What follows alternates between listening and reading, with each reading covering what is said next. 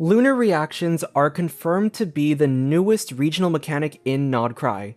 There's a lot we still don't know when it comes to this new system, but I wanted to make a video discussing some predictions I have, or at the very least, things I would like to see with the new reactions.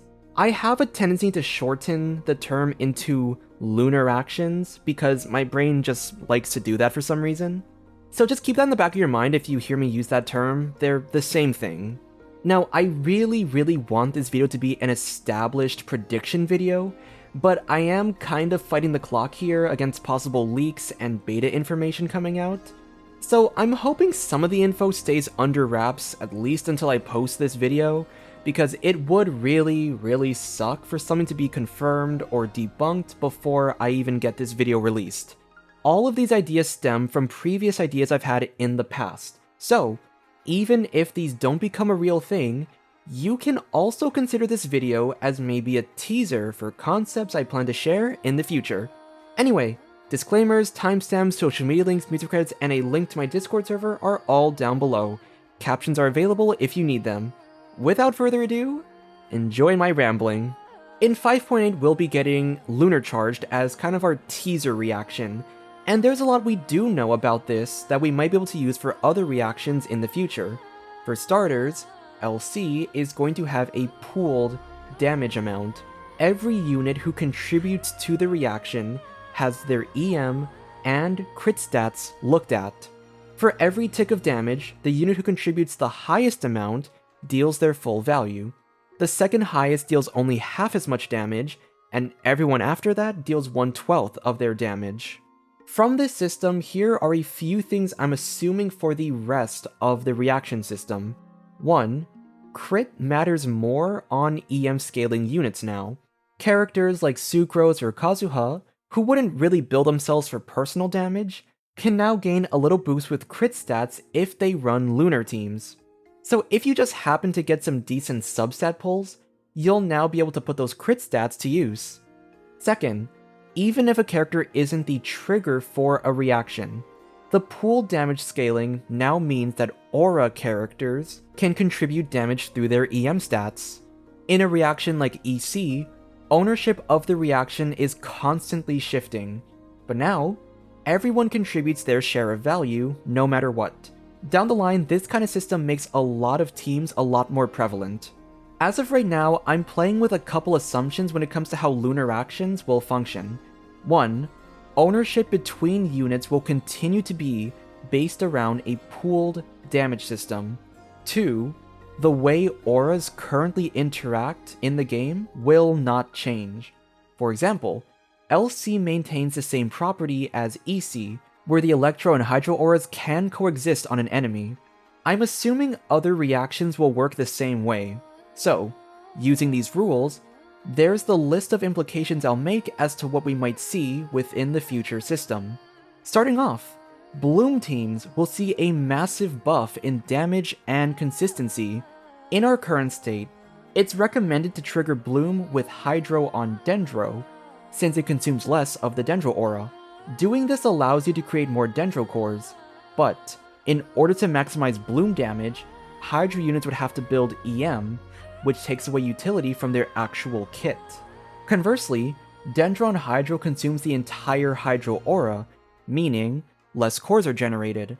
But a lot of Dendro units have EM scaling, so the damage is going to be better. I'm feeling funny and silly right now, so I'm gonna drop some fake reaction names, and maybe one of them will actually be a good guess. For Bloom, I'll use Moonblossom. Moonblossom has the same aura properties as Bloom, which means you would want to apply Hydro on Dendro to get as many reaction triggers as possible.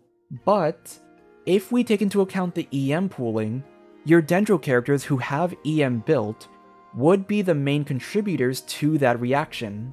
On the flip side, your Hydro units don't have to shoehorn an EM build since the Dendro units can carry the damage output. This also addresses EM scalings for Melt and Vaporize teams. Specifically, one of my best examples is Seedlali. I have my opinions on her EM scaling as a cryo character, and I will die on this hill. With the current reaction system, I don't like how Citlali's EM kit was designed. Outside of EM multipliers for her shield and some extra damage, the only time she can utilize the stat for a reaction is for melting her burst. But that's a one-hit ability. Additionally, her skill sucks at damage, so melt isn't good there.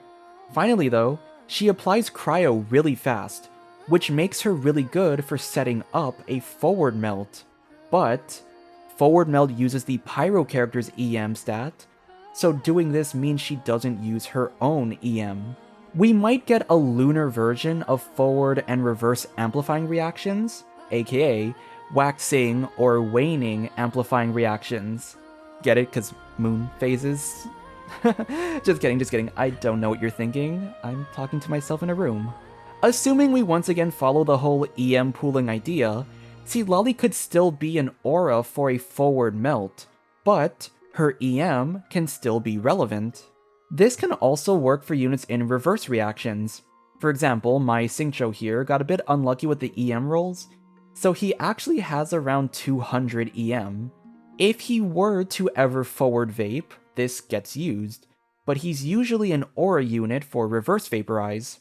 Xiangling can reverse vape a lot, so her EM stats see solid usage. But if she's the pyro aura for a reverse melt, her EM stats suddenly loses value. Lunar Reactions fix this problem. Sticking with my Citlali theme, another issue is that she has EM scaling for freeze teams, but EM is absolutely pointless on freeze. Whether it's 100 or 1000 EM, freeze does the exact same thing. My idea for a freeze variant is called Moonfrost, which is totally not me just swapping Frostmoon from the Frostmoon Scions. Anyway, the idea of this is to have it deal damage, and it will scale with EM and crit. Similarly to Lunar-Charged, Moonfrost would pool damage, allowing for Citlali to use her EM stat as a main contributor. What's also really cool about this is that the crit stats would be used to a very good extent. Crit for lunar hits would likely function the same way as regular damage, which means non-snapshotable crit buffs like Cryo Resonance or Blizzard Strayer should still work for lunar actions. This means Ayaka, Ganyu, or Skirk would still be solid contributors due to their higher crit bonuses. We'd still want to keep the idea that we don't change the builds for our current units, so maybe we would give the Moonfrost damage lower scalings with EM, so that it stays more as a bonus substat instead of something you want to invest in. On that note, Lunar Actions don't have to focus on this pooled damage for its main buffing potential. It could utilize quality changes to improve your team's performance.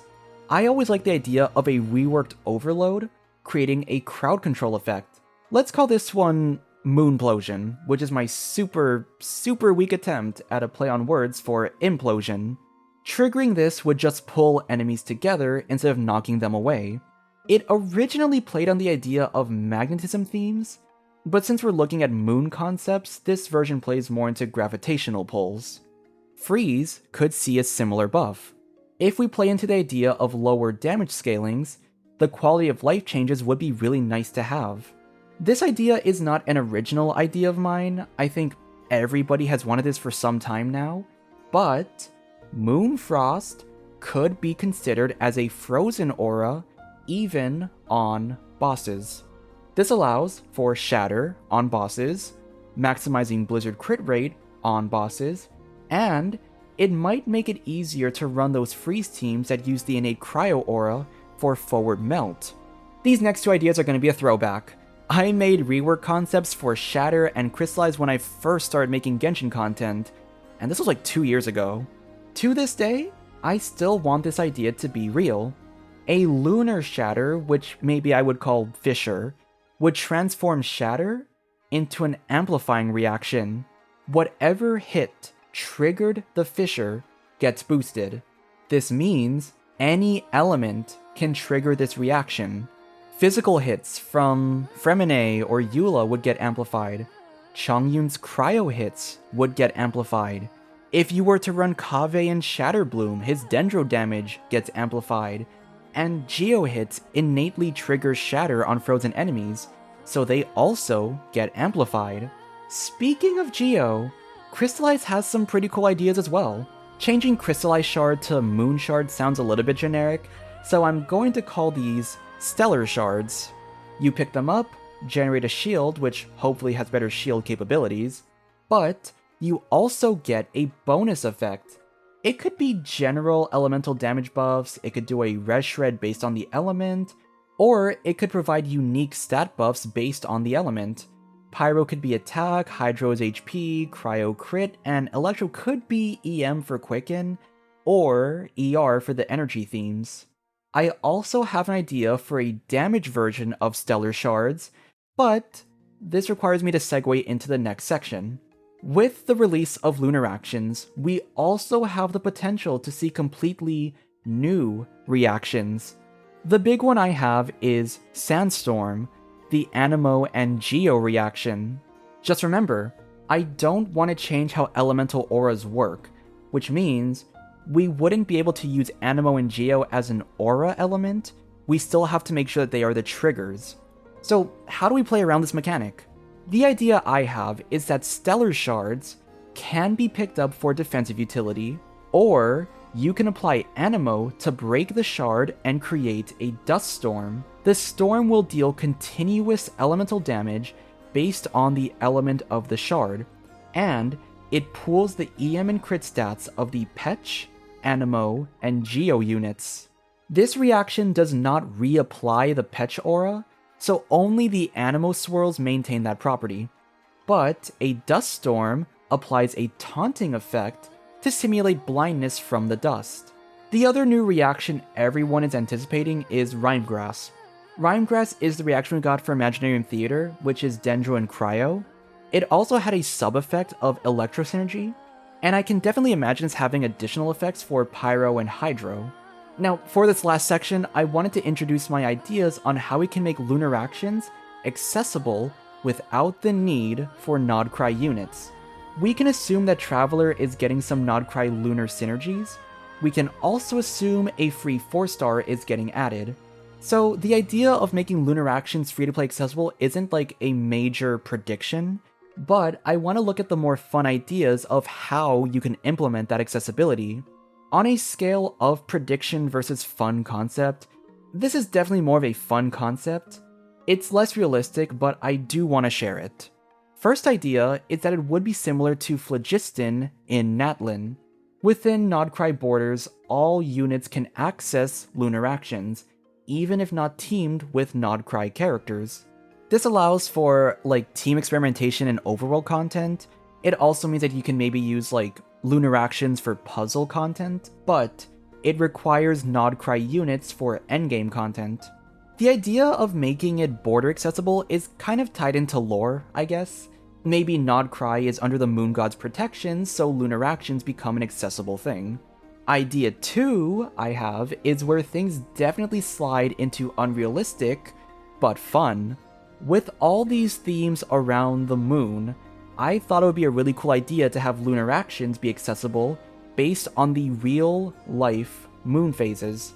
So to keep it simple, we'd maybe do a 4-week cycle. A new moon phase, a waxing phase, a full moon phase, and a waning phase. Depending on what phase we're in, certain Lunar Reactions become accessible even if they aren't used with Nod-Krai characters. So maybe a particular enemy or Abyss Blessing requires a specific Lunar Reaction to be used. You could wait for that specific phase before trying out the challenge so that your team can clear easier. Additionally, to maintain the idea of like exclusivity for Nod-Krai characters, maybe Nod-Krai characters by default can use Lunar Reactions at any point, but if you use them during a specific phase, they get an additional buff during that phase period. Now, the idea of it is fun to imagine, but making Lunar Reactions this accessible would of course make pulling the new characters less incentivized. And this is a gacha game, so I'm keeping my realistic take as the Traveler and free 4-star being our main limit for accessibility. Anyway, that's gonna do it for this video. These were just the fun nonsense ideas I wanted to share as predictions for what we might expect when Lunar Reactions appear in the future. And even if they don't happen, it's still a fun thought experiment to have. Whatever ideas we don't see, I'll definitely keep them in my back pocket for future video concepts, so you can stay tuned for those. If you enjoyed, consider leaving a like and subscribing to support the channel. Let me know in the comments what Lunar Reactions you're most excited for, what changes and buffs you'd like to see with this new system, and any other thoughts you might have. Thanks again for watching everyone, and I will see you all next time. Bye!